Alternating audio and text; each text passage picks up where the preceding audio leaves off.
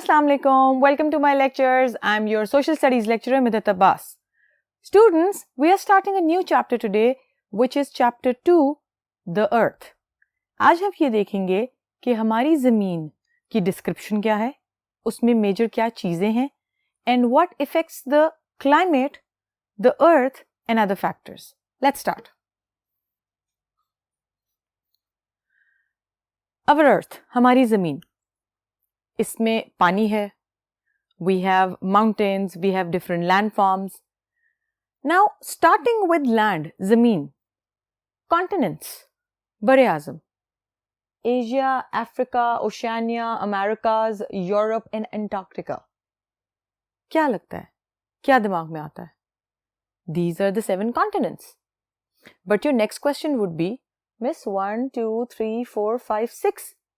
ये तो 6 है, लेकिन continents तो 7 होते हैं. Absolutely right you are. Asia, Africa, Oceania. Oceania is basically the old name for Australia. Americas, South America and North America are combinedly called Americas.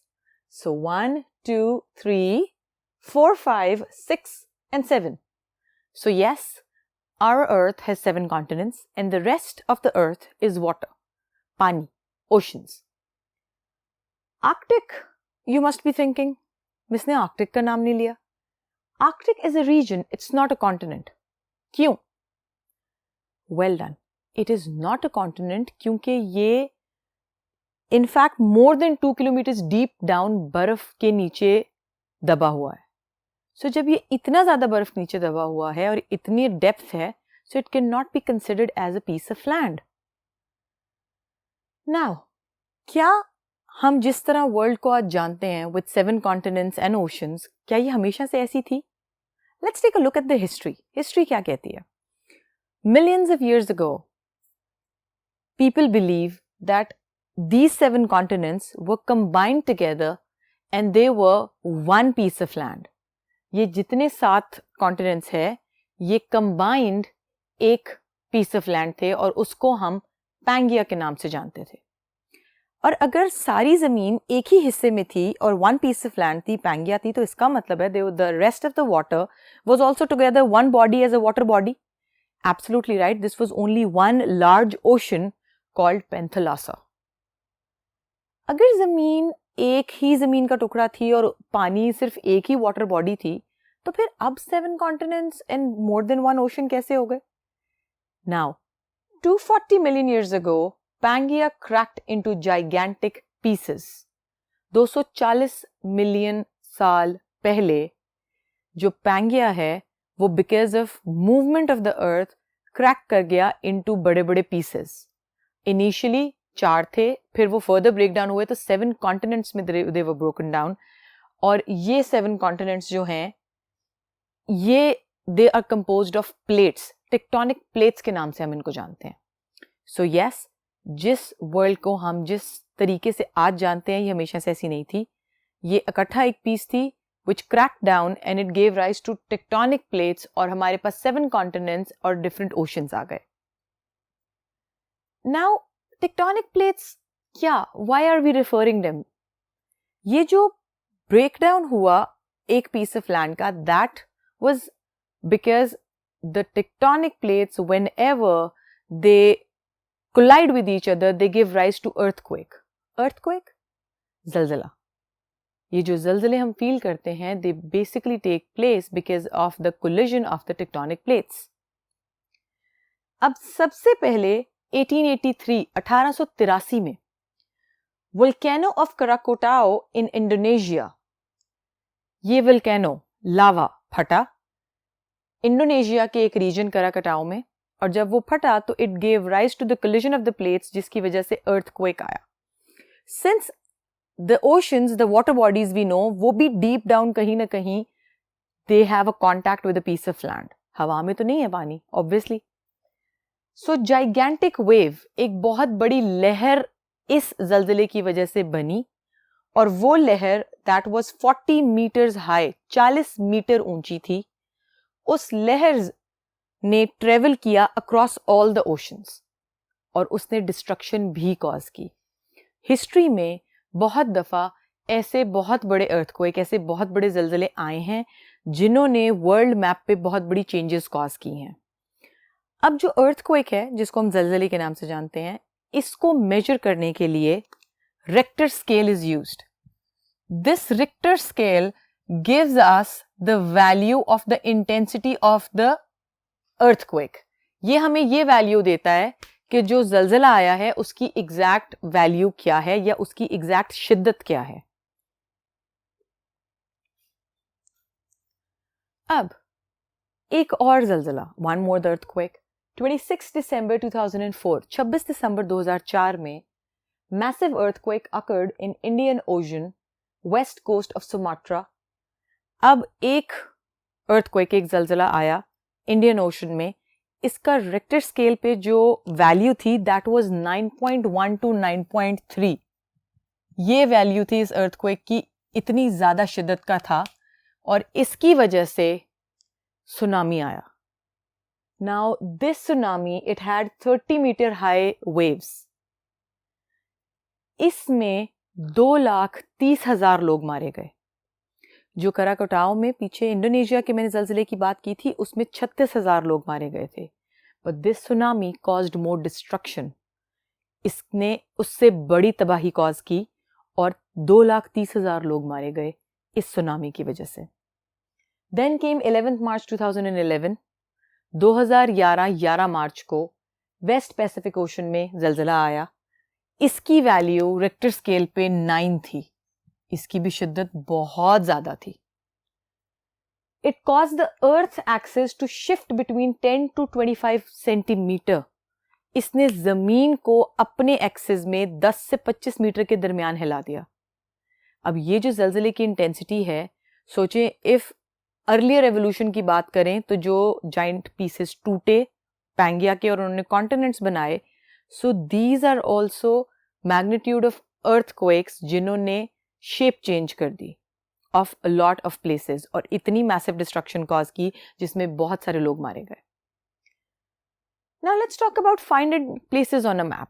पहले हमने बात की कि जमीन जिसको आज हम जानते हैं एज 7 कॉन्टिनेंट्स एंड 5 ओशंस या 4 ओशंस, उनको किस तरह इस रूप में लाया गया and what is the importance of the plates and the volcanoes and the earthquakes.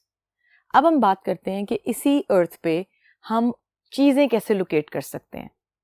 So world map पे लोकेट करने से पहले लेट्स टेक अ लुक कि मैप है क्या और किसी भी चीज की लोकेशन कैसे फाइंड की जा सकती है। Now grid, I am talking about a grid. Grid से आपके दिमाग में खाका बनता होगा, अच्छा लाइंस हैं इस तरह की। So you are absolutely right. वो खाका इसलिए बना क्योंकि लोकेशन होती है किसी भी चीज की जगह।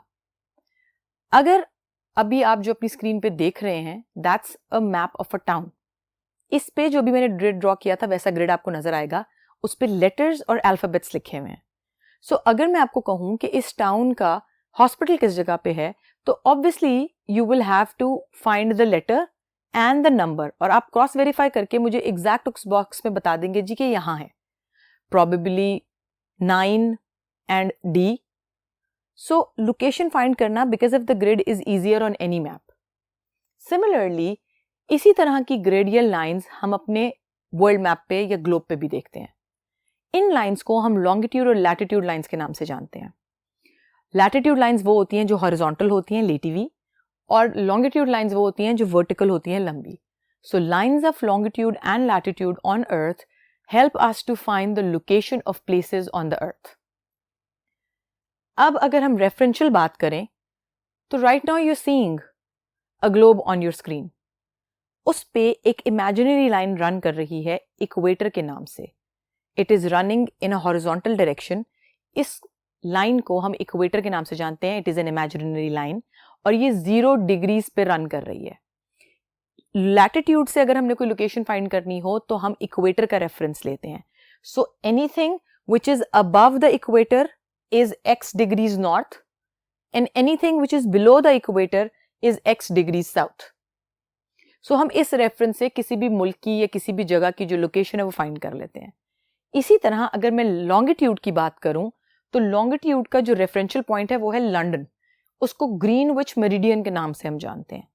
अब ग्रीनविच मेरिडियन के ईस्ट में जितनी चीजें होती हैं या जितनी लोकेशंस होंगी उनको हम एक्स डिग्रीज ईस्ट के नाम से या एक्स डिग्रीज ईस्ट के तौर पे डिफाइन करेंगे, और अगर वेस्ट पे होगी तो एक्स डिग्रीज वेस्ट करेंगे टिल 180 डिग्रीज। तो दोनों डायरेक्शंस में 180 degrees is the final value.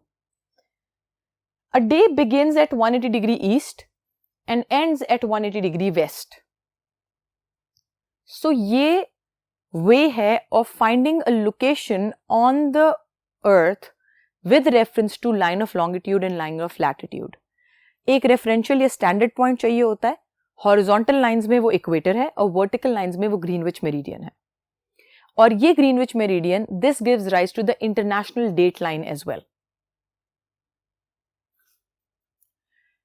अब let's talk about the important latitude lines. Important latitude lines में सबसे पहले इक्वेटर, जैसा कि अभी मैंने आपको बताया, an imaginary horizontal line which divides earth into two equal halves, a northern hemisphere and a southern hemisphere. जो इससे ऊपर है वो नॉर्दर्न है और जो इससे नीचे है वो सदर्न हेमिस्फीयर।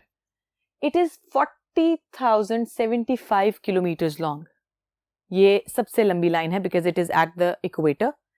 ये अर्थ के बिल्कुल सेंटर में है, so it is the longest one. दूसरी लैटिट्यूड इंपॉर्टेंट लाइन है ट्रॉपिक ऑफ कैंसर।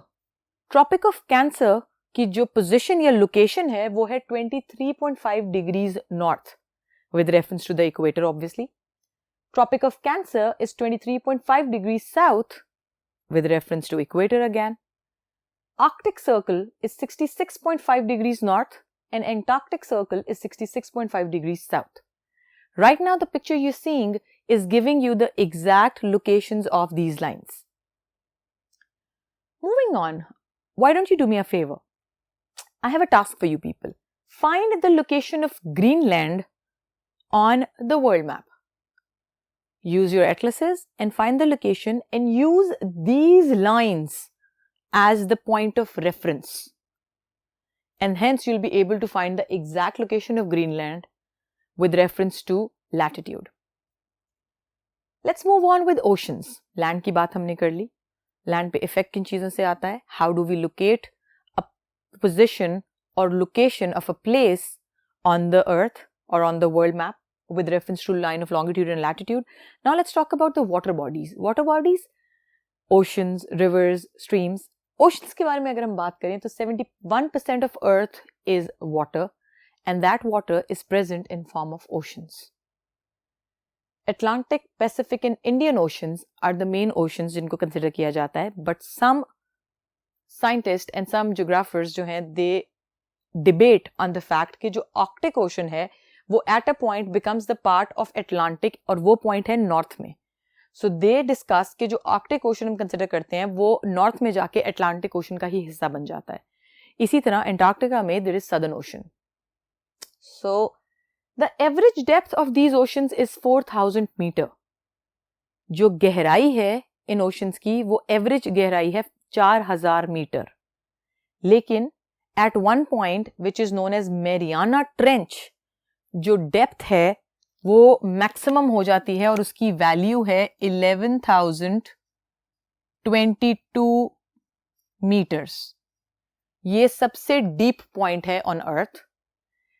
इसका मतलब पता है क्या है? इसका मतलब ये है कि अगर आप माउंट एवरेस्ट इस पॉइंट पर रख दो और आप सरफेस से देखो तो माउंट एवरेस्ट फिर भी इससे 2.2 किलोमीटर जो लेवल है ओशन का उससे नीचे होगी.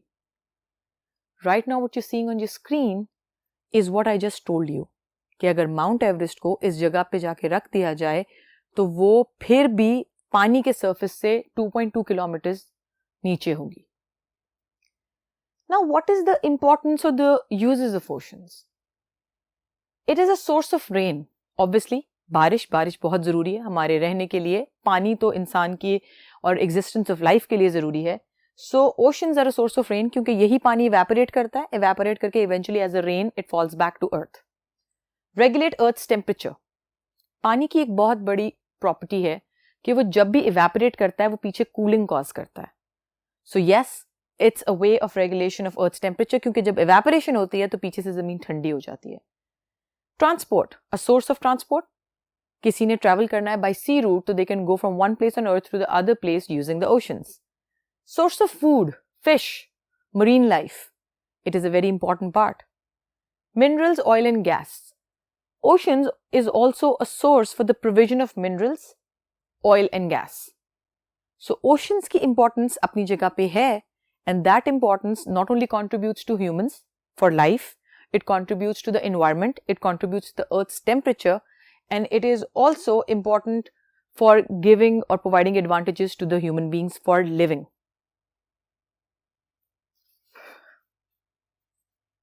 Water cycle.